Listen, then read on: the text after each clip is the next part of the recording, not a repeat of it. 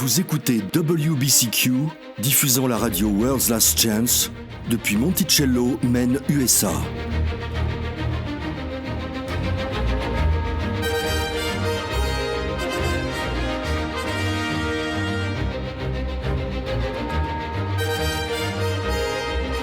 Crimes violents, troubles politiques, instabilité financière, tout indique une crise imminente, une crise sans précédent. Réglez votre fréquence sur Radio World's Last Chance pour découvrir comment vous préparer spirituellement à ce qui nous attend. Radio WLC prépare un peuple pour le retour très proche du Sauveur.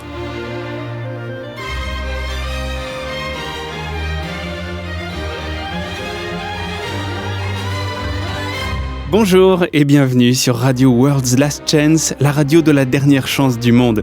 Je suis votre animateur, Denis Lefort. Et je suis Jean-Olivier. C'est une joie, amis auditeurs, de vous retrouver chaque jour. À WLC, nous nous sommes engagés à partager les vérités que nous avons apprises avec le monde. L'une de ces vérités est le nom personnel du Créateur. Son nom n'est pas Dieu ou Seigneur. Ce sont là des titres qui peuvent tout autant désigner des entités païennes. Son nom réel est Yahweh, ou Yah en forme courte. Il vient du verbe être en hébreu, ce qui, quand on y pense, est un nom parfait pour un être qui existe par lui-même, qui a toujours existé et qui existera toujours. Le nom du Fils est similaire à celui du Père. Le nom du Sauveur est Yahushua et signifie Yahweh sauve. El, Eloah et Elohim sont des titres hébreux que vous trouverez tout au long des Écritures. Ils font référence au Père et sont souvent utilisés en combinaison avec son nom. Utiliser le nom réel du Père est important puisque les Écritures nous exhortent à maintes reprises à invoquer le nom de Yahweh. Aussi, lorsque nous lisons des citations d'autres auteurs, nous prenons la liberté de remplacer les titres inexacts de Dieu et Seigneur par les noms réels du Père ou du Fils. Voilà, je voulais juste faire ce rappel nécessaire pour que nos nouveaux auditeurs comprennent bien de qui nous parlons. Jean, qu'est-ce que tu as pour nous aujourd'hui ? Eh bien, je sais que mes enfants sont un peu plus âgés que les tiens, Denis, mais est-ce que tes enfants ont déjà dit ou fait quelque chose qui t'a fait te sentir vieux ? Oh oui, malheureusement. Je pense que tous les parents font face à cette situation un jour ou l'autre. Et tiens, l'autre jour, ma fille, elle m'expliquait quelque chose et j'ai eu une étrange impression de déjà-vu. Je me suis souvenu qu'il n'y a pas si longtemps, c'était moi qui expliquais des choses à mes parents. Et maintenant, mes propres enfants trouvent nécessaire de m'expliquer la culture contemporaine. Alors oui, je l'avoue, ça me fait me sentir un peu vieux. Oui, j'ai connu ça aussi. Et le fossé générationnel se fait vraiment sentir quand tu combines les nouvelles technologies avec l'argot, le langage familier des jeunes. Prenons par exemple les textos. Je dois admettre que je n'aime pas la façon condensée dont les jeunes écrivent quand ils envoient des SMS. Je préfère écrire en toutes lettres, même si c'est plus long et même ou surtout si c'est contre-tendance. Eux, ils ne tapent que quelques chiffres et quelques lettres et je suis censé savoir que @2 M1, ça signifie à demain. Oui, c'est vrai. Parfois, ça donne des échanges plutôt hilarants entre parents et enfants. J'ai lu un jour dans un article sur l'argot un échange particulièrement drôle entre un adolescent américain et sa mère. Le texte de la mère disait quelque chose du genre « Ton arrière-tante Linda vient de mourir dans un accident de voiture. Point. LOL. » LOL ? Elle a vraiment tapé LOL. LOL. Et son fils a réagi comme toi, il était choqué. Il a répondu « Qu'est-ce qui est drôle ?»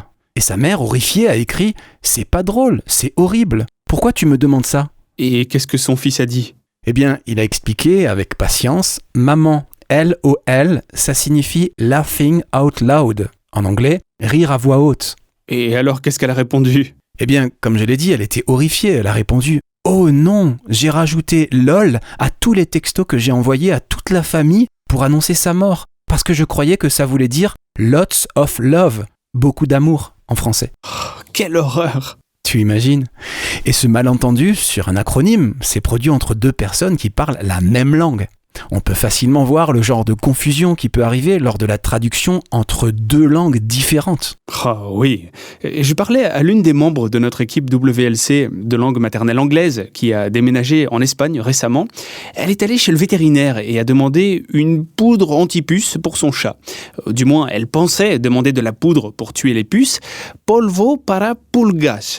Mais en fait, elle a demandé polvo para putas, c'est-à-dire de la poudre pour tuer les prostituées. Elle a réalisé son erreur seulement quand le veto a commencé à rire. Ça peut aller loin, les erreurs de traduction. Beaucoup de sens, en fait, peut être perdu dans une traduction, soit accidentellement, soit parce que certains mots n'ont tout simplement pas de traduction équivalente dans la langue cible. Et c'est de cela que j'aimerais parler aujourd'hui. Récemment, nous avons fait une émission sur ce qui constitue un jour dans les Écritures. Nous avons appris que le jour biblique commence à l'aube, avec l'arrivée de la lumière, et se termine au crépuscule, lorsque la lumière a totalement disparu et que la nuit est là. Et si vous avez manqué cette émission, vous pouvez toujours l'écouter. Il vous suffit d'aller sur worldslastchance.com et de cliquer sur l'icône Radio WLC. Faites défiler la liste des titres et recherchez l'émission intitulée « Quand est-ce que le jour commence dans les Écritures ?» Vous pouvez aussi écouter nos épisodes radio sur YouTube en tapant WLC French Video. Nous avons reçu pas mal de retours de personnes demandant plus d'informations à ce sujet. Eh bien, c'est un nouveau concept dans notre calendrier moderne. Les jours commencent à minuit.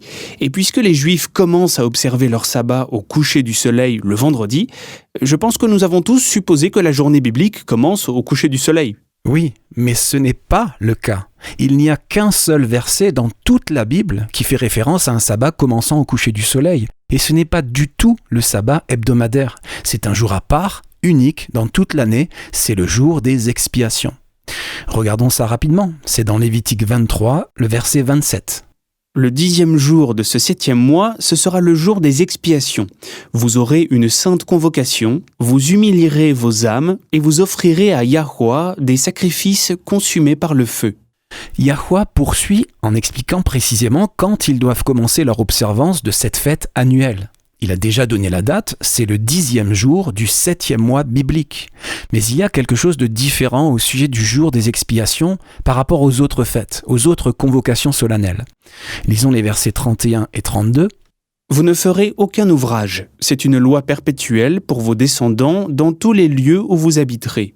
Ce sera pour vous un sabbat, un jour de repos, et vous humilierez vos âmes dès le soir du 9e jour jusqu'au soir suivant. Vous célébrerez votre sabbat. » C'est là le jour des expiations. Il ne parle pas du sabbat hebdomadaire du 7e jour. Si Yah avait parlé du sabbat du 7e jour, il n'aurait pas eu besoin de leur dire qu'aucun travail ne devait être fait ce jour-là. Et dans le contexte de l'explication du jour des expiations, Yah dit qu'ils doivent commencer à observer cette sainte convocation la veille au soir. Une pensée me vient à l'esprit, il n'est pas nécessaire d'expliquer ce qui est une pratique normale, ce sont seulement les exceptions aux règles générales qui doivent être expliquées. Et il explique une exception ici. Exactement. Maintenant, si tous les jours commençaient au soir, pourquoi Yah aurait-il eu besoin de leur dire que le jour des expiations commençait dès le soir ? Il n'aurait pas besoin de le repréciser, juste à cet endroit-là, n'est-ce pas ? Absolument pas. Et cela nous amène à ce petit mot qui peut sembler troublant, dont j'aimerais parler aujourd'hui. C'est le mot traduit en français par « soir ». En se basant sur la façon dont ce mot est traduit en français, les chrétiens supposent généralement que le mot « soir » dans la Bible fait référence au coucher du soleil, ou à n'importe quel moment après le coucher du soleil. Et c'est là que la confusion arrive, car nous avons le même mot dans Genèse 1. C'est précisément là que la plupart des gens trébuchent sur l'idée que le jour commence en fait à l'aube. Allons-y, lisons les versets 3 à 5 de Genèse 1. Genèse 1, versets 3 à 5. Il est écrit « Elohim dit que la lumière soit, et la lumière fut. Elohim vit que la lumière était bonne, et Elohim sépara la lumière d'avec les ténèbres. Elohim appela la lumière jour, et il appela les ténèbres nuit. Ainsi il y eut un soir, et il y eut un matin. Ce fut le premier jour. » Cette dernière phrase, « Ainsi il y eut un soir et il y eut un matin, ce fut le premier jour », ou, dans la version King James, « Et le soir et le matin furent le premier jour », est répétée dans tout le reste du chapitre. « Il y eut un soir et il y eut un matin, ce fut le second jour », « Il y eut un soir et il y eut un matin, ce fut le troisième jour », etc. Ou, dans la King James, « Le soir et le matin furent le deuxième jour »,« Le soir et le matin furent le troisième jour », etc. Mais quelle supposition faisons-nous quand nous lisons cette phrase ? Eh bien, qu'il parle d'une période complète de 24 heures. C'est ça. Mais la vérité, c'est qu'il ne parle pas d'une période de 24 heures. Le sens original a été perdu dans les traductions. Ce dont Moïse parle ici, ce sont les heures du jour seulement, de la journée. Il est en train de définir ce qui constitue un jour. Et comment peux-tu dire ça ? En regardant les mots hébreux originaux. Nous allons le faire dans un instant, mais avant cela, j'aimerais que tu relises Genèse 1, verset 5. Juste la première moitié du verset, et dis-moi ce que tu remarques. Elohim appela la lumière du jour, et il appela les ténèbres nuit. Comment a-t-il appelé les ténèbres ? Nuit. Donc, en décrivant la nuit, Moïse avait un mot pour cela, la nuit. C'est ce qu'il a utilisé dans ce verset. Notre erreur a été de supposer que le mot soir et le mot nuit signifiaient la même chose, mais ce n'est pas le cas. Le mot traduit en français par nuit vient du mot hébreu laïl. C'est le même mot qu'on trouve dans Ésaïe 21, verset 11, où il est écrit « On me crie de Séhir, sentinelle, que dis-tu de la nuit ? Sentinelle, que dis-tu de la nuit ?» De toute évidence, on parle là de la nuit noire. Oui, et c'est un mot hébreu différent de celui utilisé dans le verset de Genèse 1. Il y eut un soir et il y eut un matin. Ce fut le premier jour. Ou « et le soir et le matin furent le premier jour ». Ce mot traduit par soir est le mot hébreu éreb, et sa définition est le crépuscule ou le soir. Donc la première chose que nous devons comprendre est que le mot hébreu pour la nuit, laïl, n'est pas synonyme du mot hébreu pour le soir ou crépuscule, éreb. Maintenant, jetons un coup d'œil à deux autres mots hébreux. Le premier est yom, qui signifie littéralement être chaud. Ou ce que nous appellerions les heures de la journée. Oui, donc jour est une bonne traduction de yom. L'autre mot est le mot hébreu boker.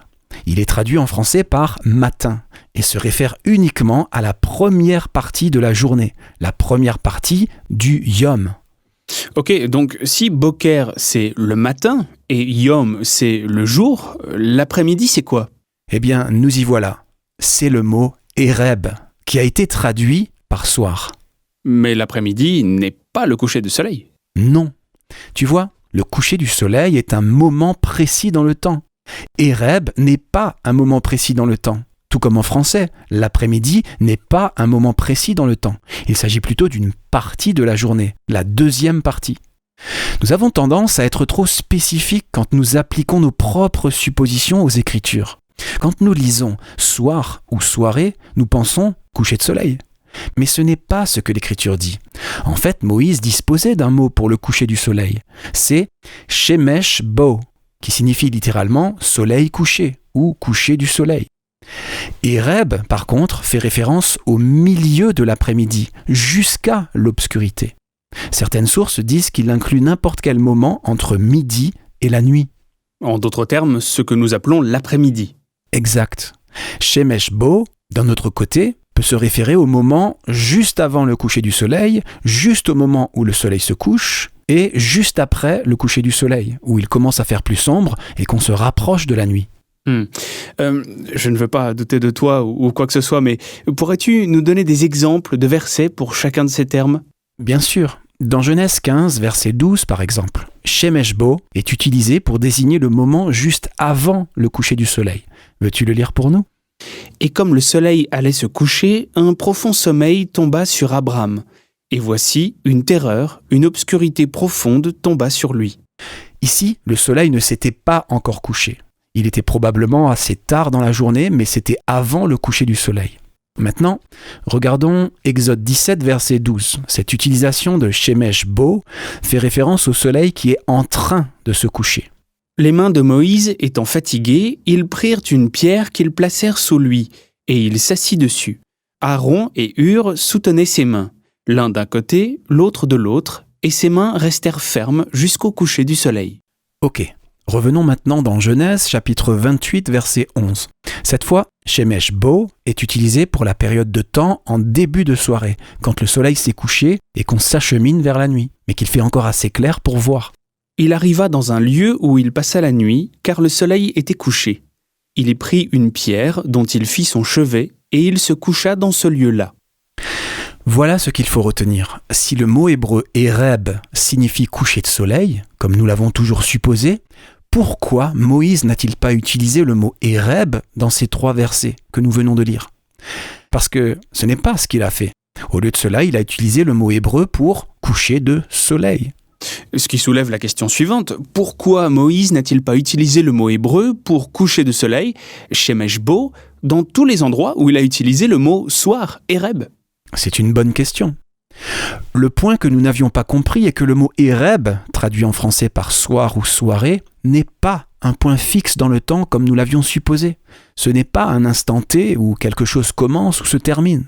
Il y a en fait des endroits dans l'écriture où le mot « soir » fait référence au milieu de la journée. À d'autres endroits, au milieu de l'après-midi. À d'autres endroits encore, il fait référence à peu près au moment où le soleil commence à se coucher. Certains versets utilisent le mot pour décrire le moment où le soleil est juste en dessous de l'horizon.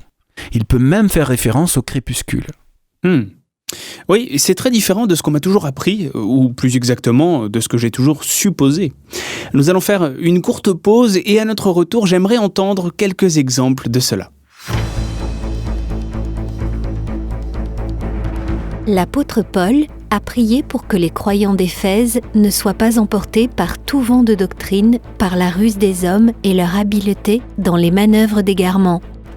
Le danger est très réel, spécialement aujourd'hui. Il y a des voix qui s'élèvent de partout, chacun insistant à prétendre que leur corpus de croyance est la vérité et que tous les autres sont dans le faux. Parfois, lorsque nous découvrons de nouvelles lumières, il peut nous sembler que certaines vérités contredisent d'autres vérités. Pour savoir ce que vous pouvez faire lorsque vous êtes face à cette situation, rendez-vous sur worldslastchance.com et lisez l'article « Le poids de la preuve ». Les Écritures fournissent la norme selon laquelle tout le monde peut discerner la vérité de l'erreur. Apprenez à utiliser le poids de la preuve pour connaître la vérité sur worldslastchance.com. Quand vous prenez le temps de regarder les mots dans l'hébreu original, il est surprenant de voir combien de sens a été perdu dans les traductions. Soir ou soirée est un mauvais choix de traduction pour le mot hébreu Éreb. Cela a créé dans notre esprit l'idée du début de la nuit, alors qu'en fait, après-midi serait une traduction plus précise du mot Éreb, n'est-ce pas ? En effet. Le point important à retenir lorsque nous parlons d'un jour biblique est que tant qu'il y a de la lumière du soleil, c'est toujours considéré comme faisant partie du jour. Même après le coucher du soleil. Oui, le crépuscule fait toujours partie du jour. Parce que, qu'est-il écrit dans Genèse 1 ? Quel est le but du soleil ? Laisse-moi le relire.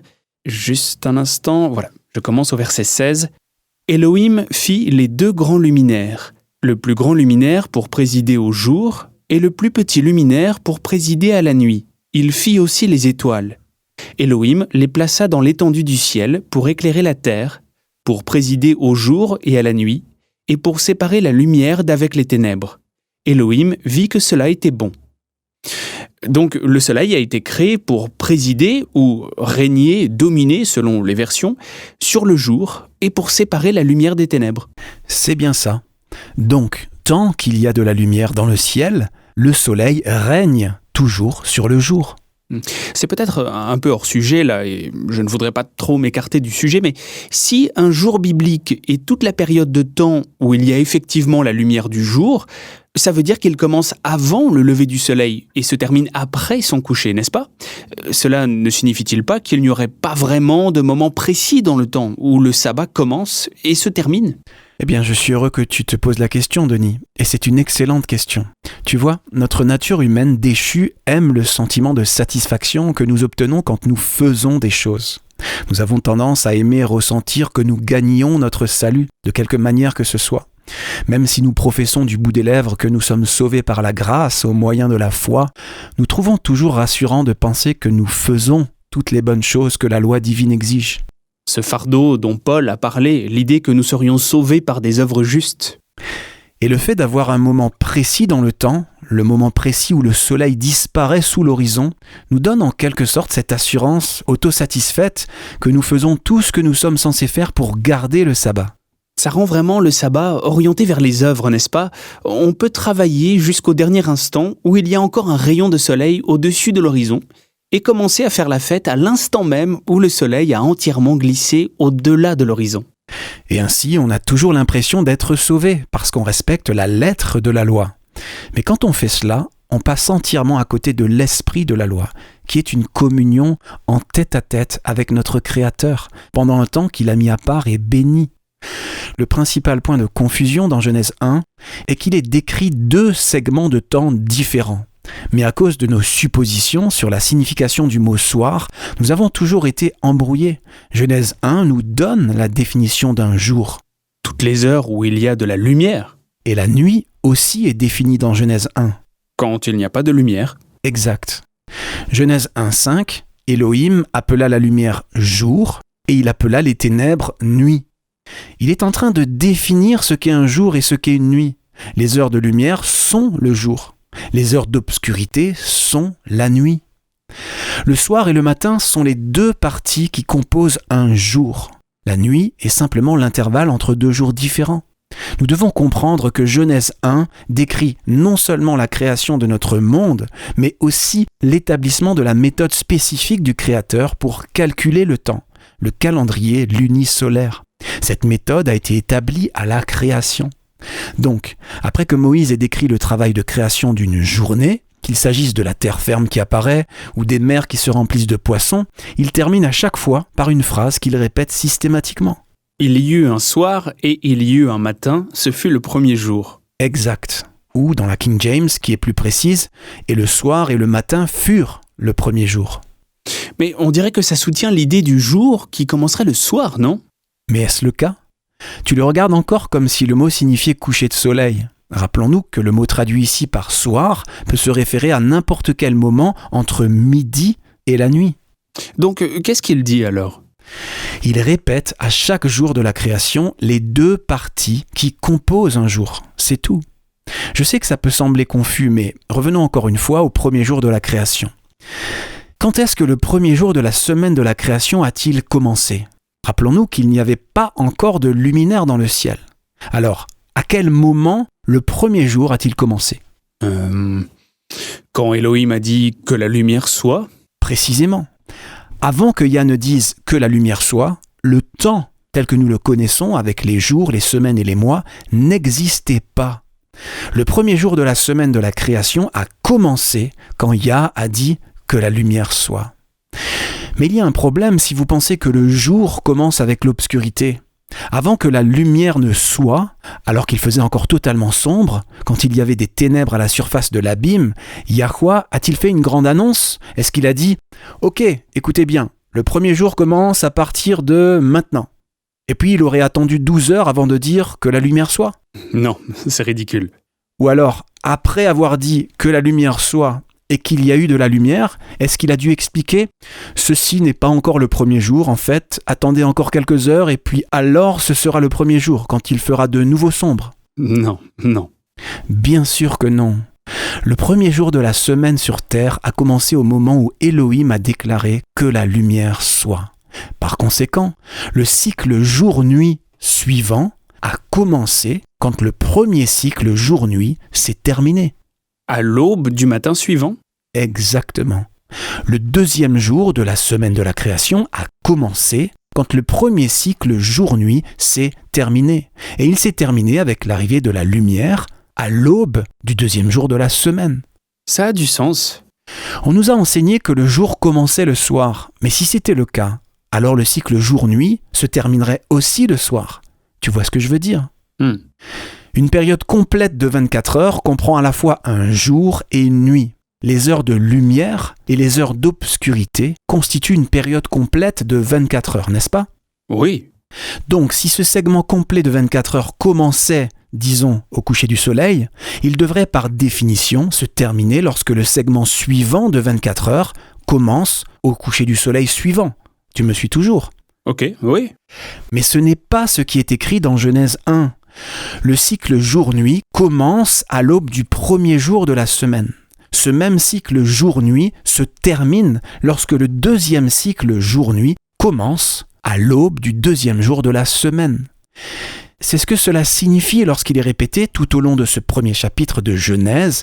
Ainsi, il y eut un soir et il y eut un matin, ce fut le premier jour. Il y eut un soir et il y eut un matin, ce fut le deuxième jour. Il y eut un soir et il y eut un matin, ce fut le troisième jour.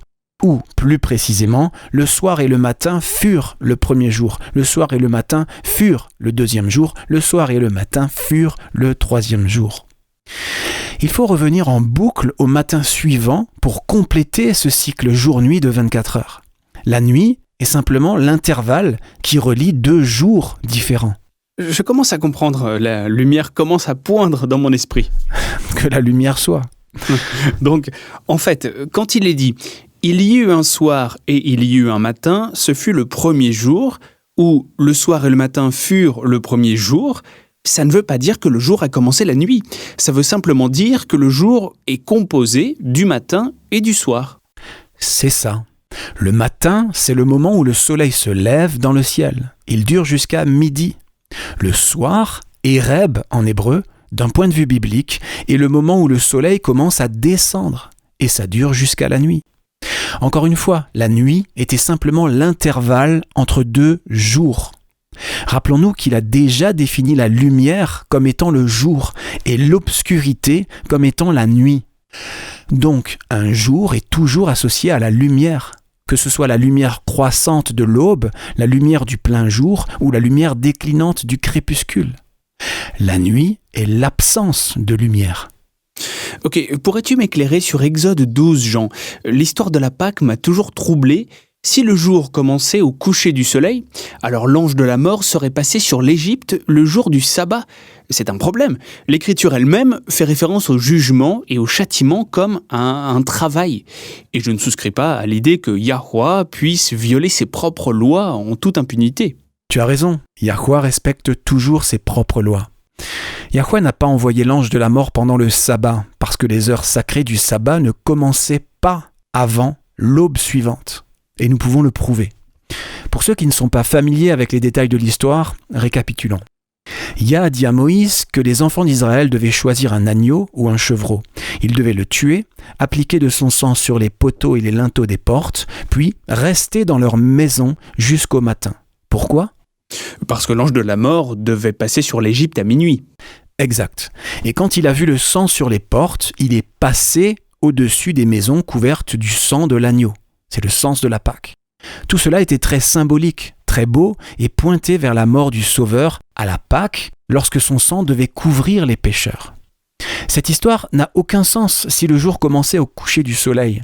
Nous savons que Yahushua, l'agneau de Yah qui ôte les péchés du monde, est mort au moment du sacrifice du soir. Et dans ce cas, soir fait référence au milieu de l'après-midi, n'est-ce pas ? Oui, littéralement c'est entre les 2 soirs ou entre les soirs ou au milieu du soir, donc bibliquement dans l'après-midi, c'est-à-dire aux alentours de 15-16 heures.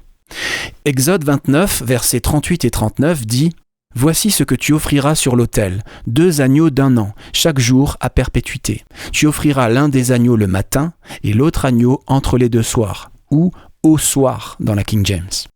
Chaque jour, il y avait un sacrifice du matin et un sacrifice du soir. C'est à ce moment-là que Yahushua est mort. On l'appelle le sacrifice du soir, mais il avait lieu au milieu de l'après-midi. Nous savons que le jour de la Pâque était la veille du sabbat hebdomadaire. Nous savons aussi qu'elle n'a pas pu avoir lieu la nuit précédente, puisque ce n'est pas à ce moment-là que Yahushua est mort. La nuit précédente est le moment où il a été envoyé du grand prêtre à Pilate, puis à Hérode et renvoyé à nouveau.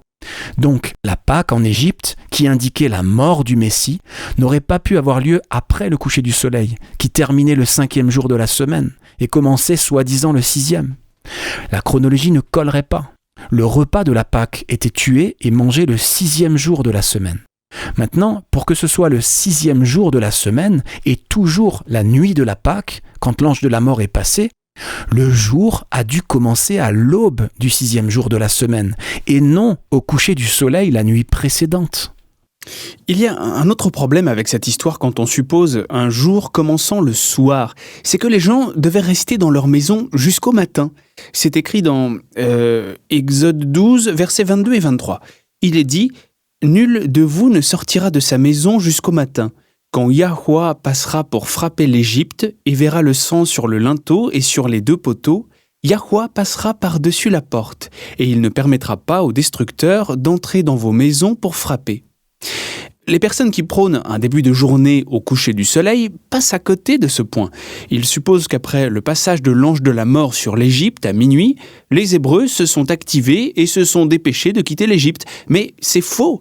Ils étaient tous censés rester dans leur maison jusqu'au matin sur ordre divin. À l'aube, le sabbat a commencé. Ils se sont reposés pendant les heures sacrées du sabbat. Puis la nuit, après que les heures sacrées soient passées, mais toujours le 15 du mois, cette nuit-là, ils ont quitté l'Égypte. La Bible est très claire à ce sujet. En fait, lisons-le. Pourrais-tu lire Nombre 33, verset 3 ? Ils partirent de Ramsès le premier mois, le 15e jour du premier mois. Le lendemain de la Pâque, les enfants d'Israël sortirent la main levée à la vue de tous les Égyptiens. Maintenant, lisons Deutéronome 16, verset 1. Observe le mois des épis et célèbre la Pâque en l'honneur de Yahweh, ton Elohim.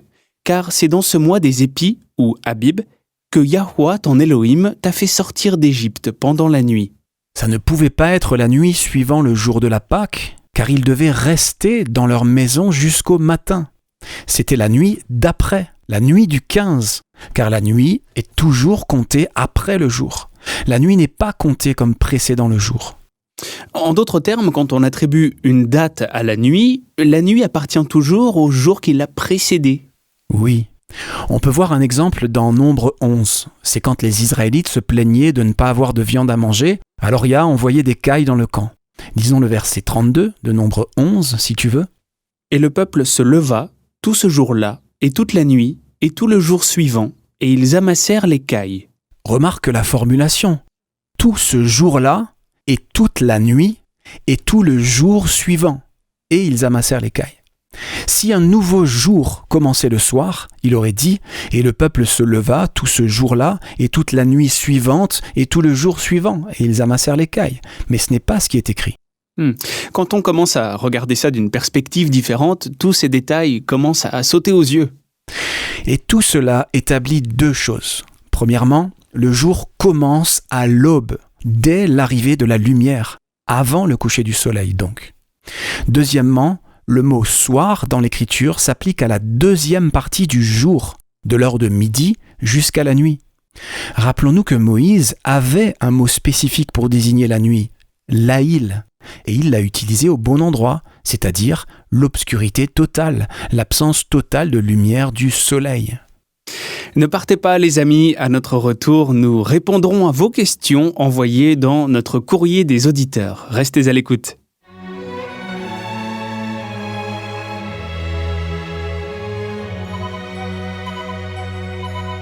Vous écoutez la radio World's Last Chance sur WBCQ à 9330 kHz sur la bande des 31 mètres.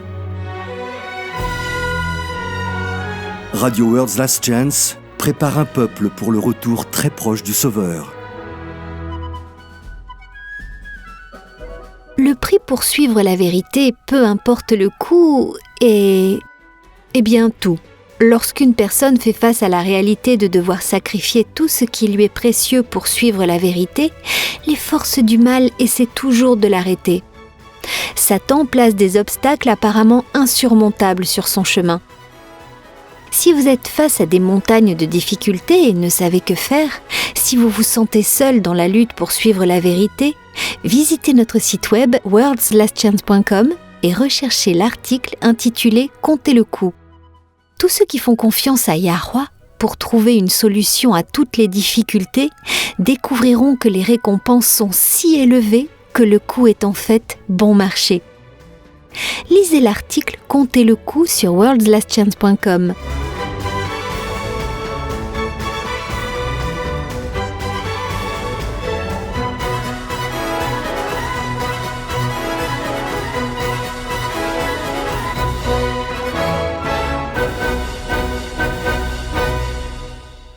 Eleni Manikas de Patras en Grèce nous a envoyé une question pour notre courrier des auditeurs. Elle a écrit « Qu'est-ce que l'eschatologie ? C'est un mot que j'entends parfois, mais je ne sais pas ce qu'il signifie. Est-ce important ?» Merci pour la question, chère Eleni. J'ai remarqué que ça arrive assez fréquemment lorsqu'il s'agit de sujets religieux. Nous avons tendance à lancer des grands termes, mais souvent nous n'avons qu'une idée assez trouble, au mieux, de ce que ces termes signifient vraiment. Il est très important de connaître l'eschatologie, oui. C'est l'étude des événements de la fin des temps dans les Écritures. Le mot tel qu'il est utilisé par les chrétiens aujourd'hui vient d'une forme latinisée d'un mot grec et signifie littéralement l'extrême, le dernier ou le plus éloigné. La raison pour laquelle il est si important d'étudier les événements de la fin des temps est que c'est durant ces derniers jours que les tromperies de Satan atteindront leur paroxysme. Il est facile d'oublier qu'il a travaillé dans ce sens pendant les 6000 dernières années et il n'abandonnera pas sa rébellion sans une dernière et intense lutte. Son arme la plus puissante est la tromperie, et nous sommes plus susceptibles d'être trompés et dupés si nous ignorons la vérité. J'ai toujours eu cette insatiable curiosité. Ça m'a valu quelques ennuis quand j'étais petit, mais j'ai toujours été intrigué par les mystères. Et quel plus grand mystère que le futur ? La prophétie nous permet de savoir ce que le futur nous réserve. Et oui, c'est vraiment important de le savoir. La prophétie, c'est l'histoire écrite à l'avance. C'est la réponse de Yah aux illusions des derniers temps de Satan. En étudiant la prophétie, en étudiant les événements des derniers jours, nous serons mieux préparés. Pour quelqu'un qui commencerait à étudier l'eschatologie, où suggérerais-tu de commencer, Jean ? Je sais que nous avons beaucoup d'articles sur notre site web et de nombreuses vidéos sur YouTube sur la prophétie. Y a-t-il un endroit en particulier où tu suggérerais de commencer ? Oui, je suggérerais de commencer par Matthieu chapitres 24 et 25. Ce passage donne un aperçu très détaillé des événements de la fin des temps. Le chapitre 24 donne des détails, tandis que le chapitre 25 enseigne des leçons importantes que nous devons connaître pour être spirituellement prêts pour les derniers jours. C'est un entretien que Yahushua a eu en privé avec Pierre, André, Jacques et Jean peu avant sa mort. Il savait qu'il allait mourir bientôt, le jour de la Pâque, et il voulait que cette information importante soit transmise. Elle est si importante qu'elle a été consignée dans Matthieu 24, Marc 13 et Luc 21. J'y suis. Matthieu 24. Je trouve intéressant que la toute première chose que Yahushua ait dite soit un avertissement. Les versets 4 et 5 disent « Prenez garde que personne ne vous séduise, car plusieurs viendront en mon nom, disant « Je suis le Christ », et ils séduiront beaucoup de gens. » Et cet avertissement est répété pratiquement mot pour mot dans Marc 13 et Luc 21. Il ne voulait pas que nous soyons trompés. Il savait que Satan viendrait en se faisant passer pour lui. Mais plus encore, ça signifie que beaucoup viendront en prétendant être envoyés par Yahushua, en prétendant avoir la lumière et la vérité, et qui en réalité propageront l'erreur. Donc, Matthieu 24 et 25, Marc 13 et Luc 21, ou d'autres ? Les écrits de Paul contiennent beaucoup d'informations précieuses sur le temps de la fin. En fait, il a probablement écrit plus que quiconque à ce sujet, à l'exception de Jean dans l'Apocalypse. Dans 1 Timothée 4, Paul nous donne un aperçu de la condition spirituelle du monde à la fin. C'est quelque chose dont nous devons être tous conscients.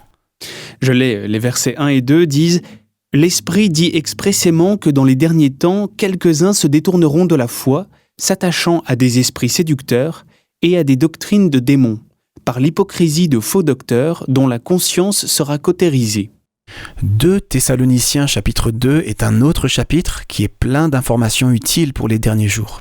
C'est là que nous apprenons au sujet du mystère de l'iniquité. Et puis bien sûr, il y a les livres de Daniel et de l'Apocalypse. La prophétie est un don de Yah. Il ne veut qu'aucun d'entre nous ne soit pris au dépourvu. La prophétie nous prépare pour les jours à venir en nous montrant ce à quoi nous devons nous attendre. Très bien, nous avons le temps pour une autre question. Brett Sullivan de Calgary, au Canada, écrit « Avez-vous entendu parler de l'hypergrâce ? Qu'est-ce que c'est ? Est-ce une bonne chose ?» Eh bien, tout d'abord, définissons le terme. Nous savons tous ce que veut dire « hyper ». Un enfant hyperactif, par exemple, qui ne veut pas aller se coucher, c'est un excès d'énergie, trop d'agitation. La grâce est la faveur imméritée de Yah, qu'il accorde aux pécheurs. Si vous liez les deux mots, vous obtenez ce que l'on appelle l'hypergrâce. Ça fait simplement référence à une forme extrême de grâce. Qu'est-ce que tu veux dire ? La grâce est une bonne chose. C'est par la grâce que nous sommes sauvés. Éphésiens 2, versets 8 et 9 dit « Car vous êtes sauvés par la grâce, par le moyen de la foi, et cela ne vient pas de vous. C'est le don de Yah, Ce n'est point par les œuvres afin que personne ne se glorifie. Je ne vois pas ce qu'il y aurait de mauvais là-dedans. Le problème avec cette idée d'hyper-grâce est qu'elle se concentre sur une seule chose, à l'exclusion des autres doctrines bibliques. Par exemple, il est vrai que nous ne sommes pas sauvés par les œuvres. Cependant, nous sommes sauvés pour faire de bonnes œuvres en Yahushua.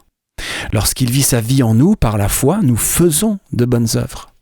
Cette idée d'hypergrâce se répand largement et elle est dangereuse. Tout simplement parce que quand nous nous concentrons sur l'hypergrâce à l'exclusion de tout le reste, nous perdons de vue le besoin quotidien de nous abandonner à lui, de nous repentir et de renouveler notre engagement envers lui. C'est quelque chose que nous devons faire chaque jour.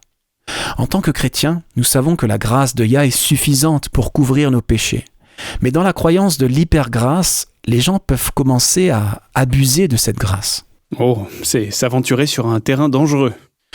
Beaucoup de ceux qui vantent avec enthousiasme l'hypergrâce vivent comme s'ils profitaient de la grâce divine et pêchent d'autant plus. Et pourtant, c'est exactement ce que Paul combattait.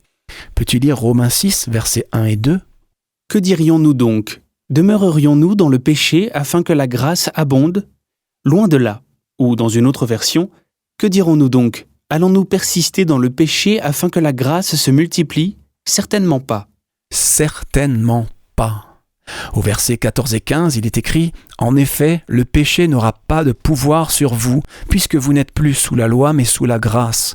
Quoi donc ? Allons-nous pécher parce que nous ne sommes pas sous la loi, mais sous la grâce ? Certainement pas. » L'hypergrâce se concentre sur le don de la grâce divine, mais cela ne donne pas la permission de pécher.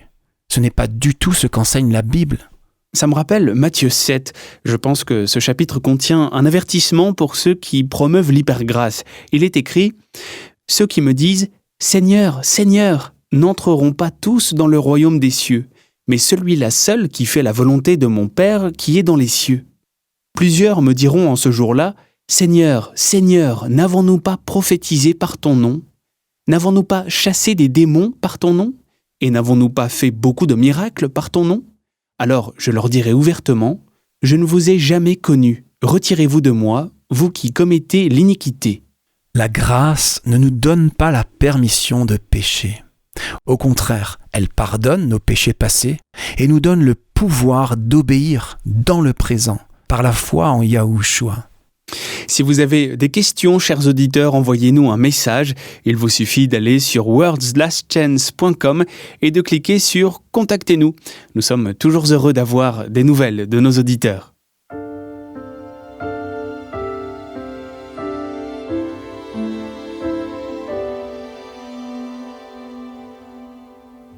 Vous écoutez Élise Blanc pour votre promesse quotidienne de la parole de Yah. Il y a peu de choses plus sûres pour inspirer la terreur que le danger d'une mort imminente. Sir Wilfrid Grenfell était un missionnaire médical anglais dans la région du Labrador au Canada. Selon l'Encyclopædia Britannica, alors qu'il était encore étudiant en médecine à l'Université de Londres en 1887, Grenfell a été impressionné par les sermons de l'évangéliste américain Dwight Moody. En 1892, il a entrepris un service missionnaire auprès des pêcheurs du Labrador. Il s'est rapidement investi dans l'amélioration des conditions de vie des habitants de la côte du Labrador. Grenfell a été l'association internationale Grenfell pour aider à améliorer la vie des habitants du Labrador. Quand il a pris sa retraite en 1932, l'association avait contribué à la création de 6 hôpitaux, de 4 navires-hôpitaux pour desservir les personnes qui n'avaient pas accès aux soins médicaux, de 7 postes de soins infirmiers, de 2 orphelinats, de 2 grandes écoles, de 14 centres industriels et même d'une scierie coopérative. Vivre dans cette région du nord du Canada, où règne un froid glacial, était difficile et parfois dangereux. Un jour, Sir Grenfell s'est retrouvé à la dérive sur un bloc de glace en direction de la mer. Par pitié pour ses chiens, il les a tués et a confectionné un manteau avec leur peau pour se réchauffer. Puis, il a mis un drapeau de détresse. Incroyablement, il s'est ensuite couché et s'est endormi. Plus tard, en se remémorant l'incident, il a dit, je cite, « Il n'y avait rien à craindre. J'avais fait tout ce que j'avais pu. Le reste était entre les mains de Yah. » Grenfell a pu s'endormir face à un danger imminent parce qu'il avait confiance que tout ce qui allait arriver était la volonté de Yah. Proverbe 14, verset 32 déclare « Le méchant est renversé par sa méchanceté, tandis que le juste trouve un refuge même dans sa mort. » Quand vous connaissez Yahweh comme c'est votre privilège de le connaître, vous lui faites confiance même lorsque vous marchez dans la vallée de l'ombre de la mort. Le psaume 49, verset 15 dit « Mais Elohim rachètera mon âme du séjour des morts quand il me prendra à lui. » En faisant confiance aux promesses de Yahweh, vous pouvez avoir toute confiance que quoi qu'il arrive, il a le contrôle et il vous conduira exactement comme vous choisiriez d'être conduit si vous pouviez voir la fin depuis le début, comme il le peut. Nous avons reçu de grandes et précieuses promesses. Réclamez-les dès maintenant.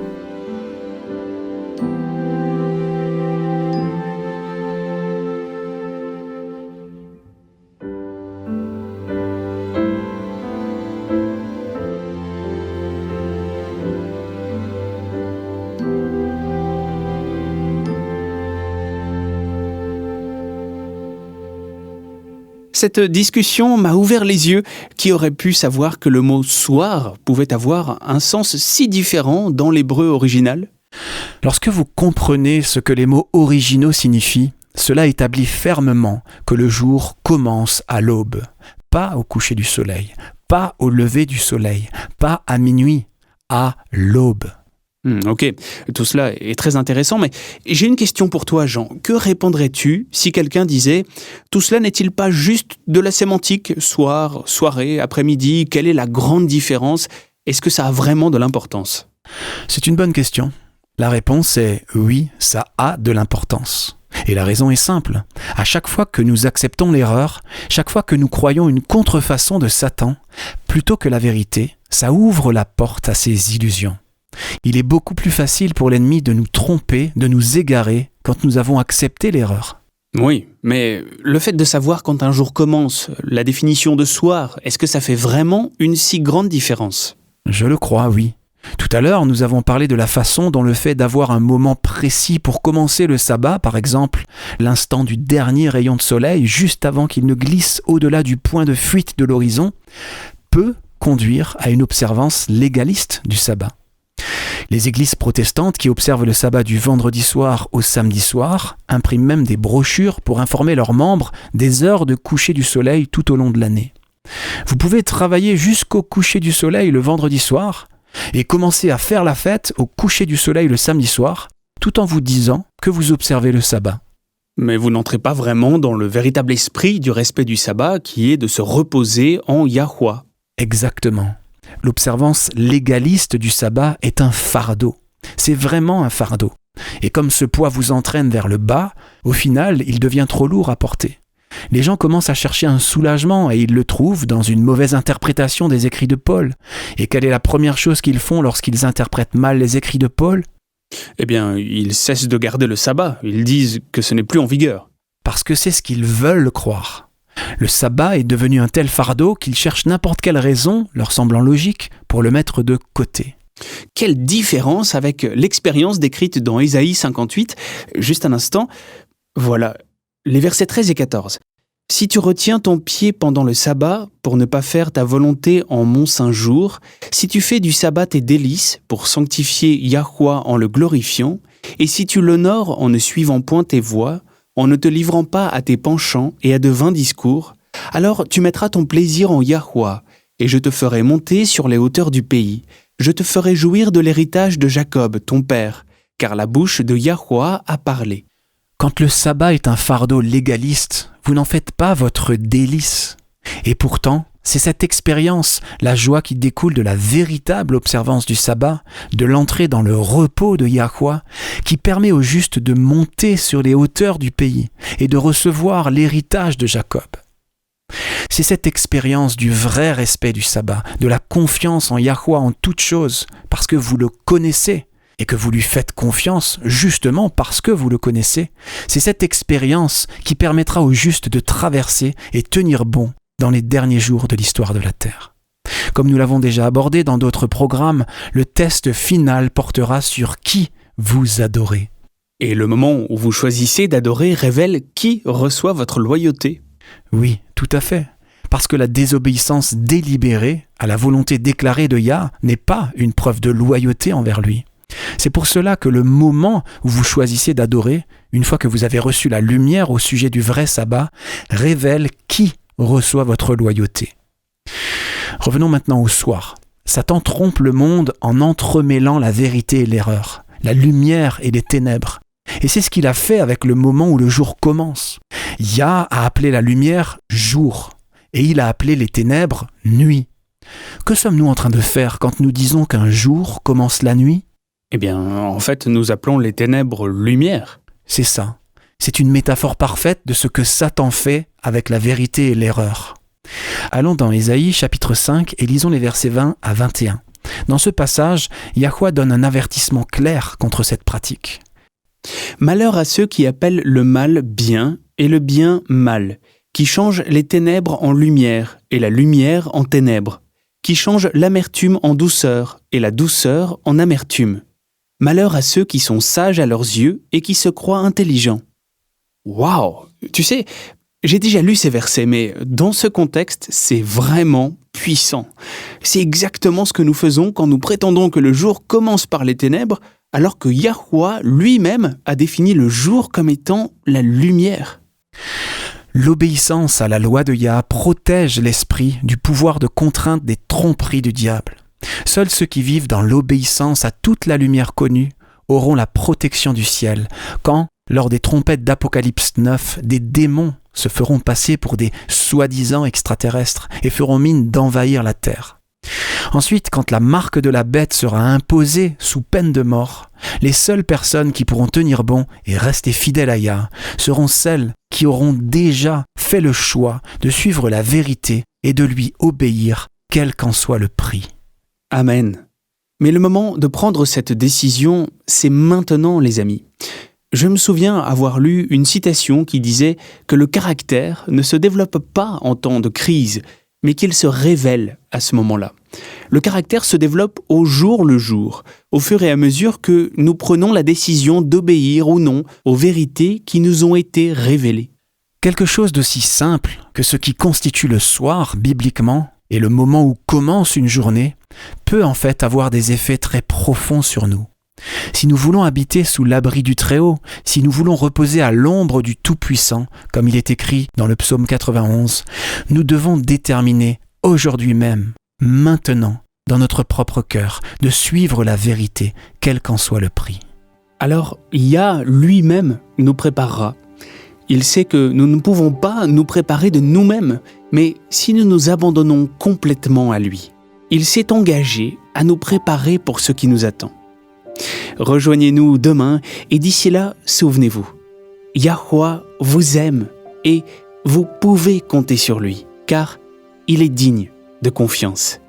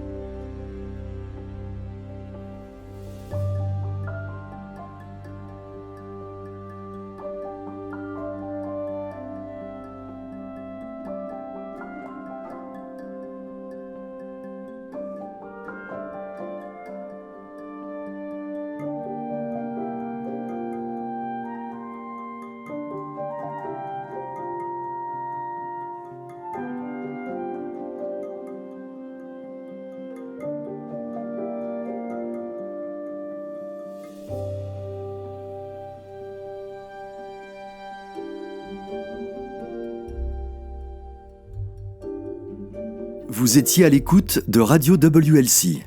Cette émission, ainsi que les émissions précédentes de Radio WLC, sont disponibles en téléchargement sur notre site internet. Elles sont parfaitement appropriées pour être partagées avec des amis et pour des études bibliques. Elles sont également une ressource merveilleuse pour ceux qui adorent Yahweh, seuls, en famille ou en groupe à la maison. Si vous souhaitez écouter les émissions de Radio WLC, rendez-vous sur notre site internet à l'adresse worldslastchance.com. Cliquez sur l'icône Radio WLC en haut à droite de la page d'accueil. Cela vous permettra de télécharger les épisodes dans votre langue préférée.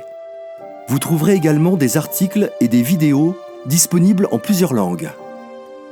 Rejoignez-nous demain pour un autre message rempli de vérité sur WBCQ à 9330 kHz sur la bande des 31 mètres. Radio World's Last Chance prépare un peuple pour le retour très proche du Sauveur.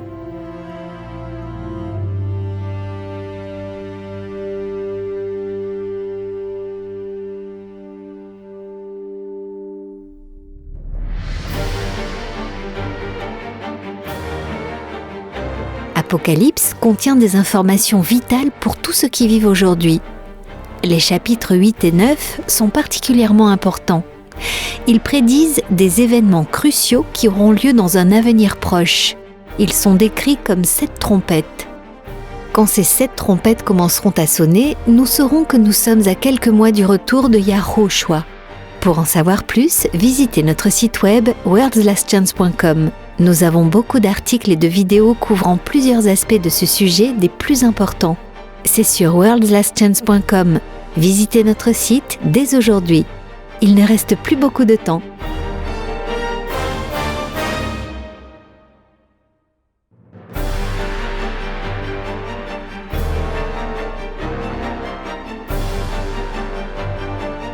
Le temps touche à sa fin, maintenant plus que jamais.